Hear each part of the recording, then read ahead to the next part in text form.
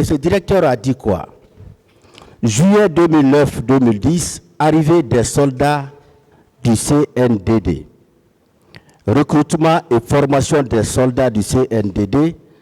Cette formation ne relevait pas du commandement de la gendarmerie. Le directeur du centre, c'était lieutenant Bienvenu Lama. Le directeur des études, lieutenant Jean-Louis Pogomou. Et il a dit enfin, recrutement sous le régime du capitaine Moussa Dadis Camara. Voici ce que le directeur nous a envoyé. Le capitaine Moussa Dadis Camara. Oui, qui a fait ce... Le directeur actuel de Kalia. Oui, mais quand même, c'est tout à fait normal quand on dit sous le régime du capitaine Moussa Dadis Camara. Il faut... C'est ça, c'est Oui, moi, je vais vous dire que nous, on n'a plus de doute par rapport à l'existence de Kalia.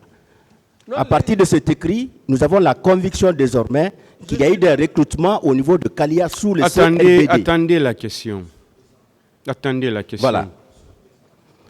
Qu'on ne nous interrompt pas surtout. Oui. Hein. Voilà, surtout qu'on ne nous interrompt pas. Je voulais vous donner une précision. Oui, bien. Attendez, monsieur le procureur. Oui. On ne s'est pas compris, monsieur le procureur. Avec votre permission. Voilà, on ne s'est pas compris. Je voulais juste vous dire... S'il vous plaît. Monsieur le Président, avec votre permission, on veut bien que notre client continue à répondre aux questions relatives à la pièce à la disposition du procureur. Mais comme vous le savez mieux que quiconque ici dans cette salle, les pièces, les preuves, elles sont discutées de façon contradictoire. Nous ne pouvons pas admettre qu'une pièce qui n'est pas à la portée de toutes les parties fasse l'objet de débats. Ça viole le contradictoire, ça viole les droits de la défense. Je vous remercie. Je voudrais bien, si le ministère public veut que des débats se prolongent sur cette pièce, qu'elle soit portée à la connaissance du président, Moussa Dadis Camara, des parties civiles et de tous les accusés. Sinon, notre client ne pourra pas être à mesure de répondre aux questions concernant une pièce qui ne détient pas. Je vous remercie. On continue, hein, s'il vous plaît, on continue, ça suffit. On continue. Merci, monsieur le Président. Le ministère public a compris. S'il vous plaît, on continue. Merci. On continue, s'il vous plaît.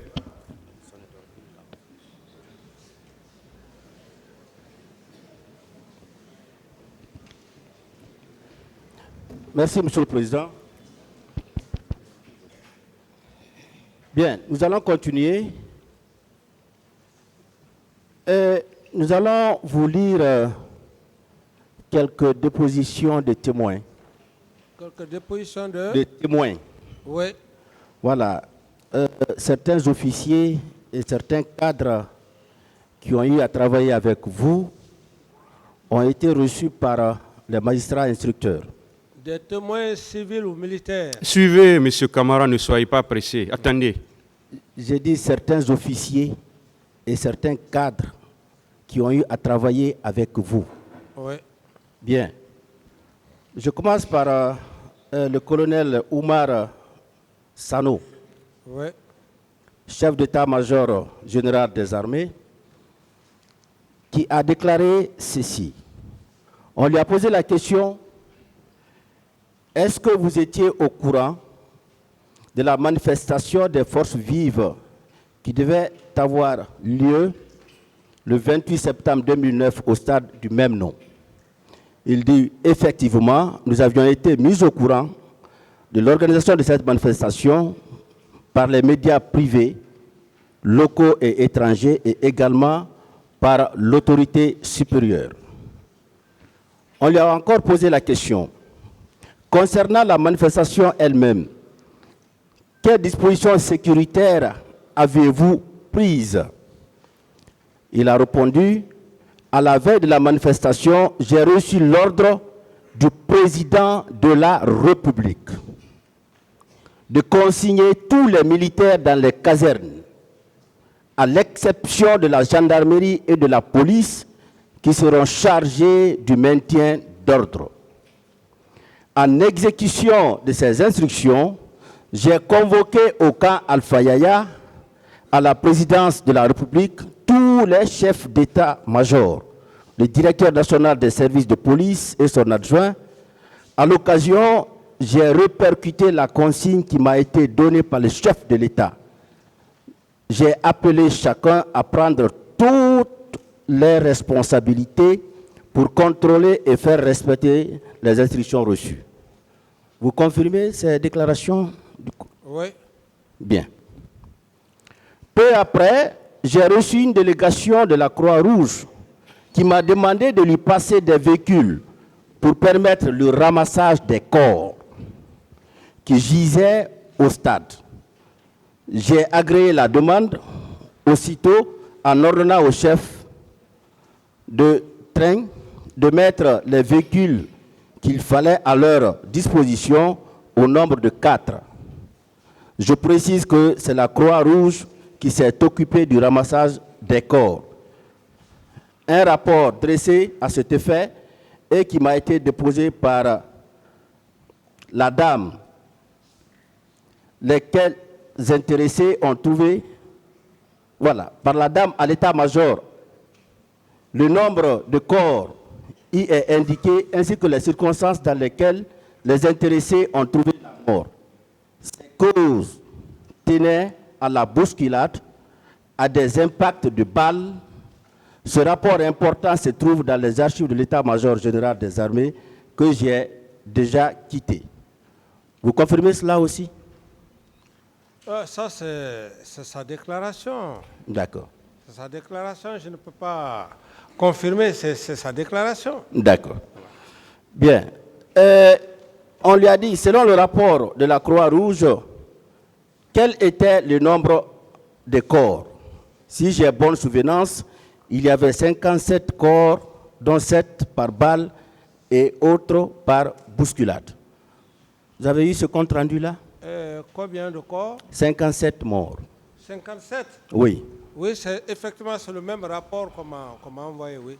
Vous confirmez cela? Oui, c'est le même rapport qu'on m'a envoyé. Voilà. Mais il se trouve que ce qu'il a dit est un peu contraire à ce que le général Toto a dit. Parce que général Toto, vous avez bien collaboré ensemble. Oui. Et il vous a toujours rendu compte de tout ce qu'il faisait. Il vous a toujours rendu compte. Oh. Et je respecte sa mémoire. Posez la question, monsieur le procureur. Voilà, il a dit ceci. Si mes souvenirs sont bons, j'ai été appelé entre 6h et 8h par mon directeur national des services de police en la personne de M. Valentin Haba, qui m'a informé que les gens se dirigent vers le stade. Après cette information, je me suis rendu au domicile du Premier ministre d'alors, M. Lamine Komara. À mon arrivée, je lui ai demandé s'il était informé du fait que les gens s'acheminaient vers le stade du 28 septembre. Il m'a répondu qu'il n'était pas informé. Par la suite, il m'a demandé qu'on se rende au camp Alpha Yaya auprès de M. le Président, M. Moussa Dadis Camara. Nous y sommes effectivement rendus. Là, nous avons été introduits dans la chambre du président où nous avons trouvé Moussa Keboro et Abakar Sidiki Diakité Toumba. Ce jour, il était très énervé parce qu'il avait ordonné de ne pas organiser le meeting. En compagnie du Premier ministre, nous avons cherché à le calmer. Entre-temps, il s'est habillé en tenue militaire.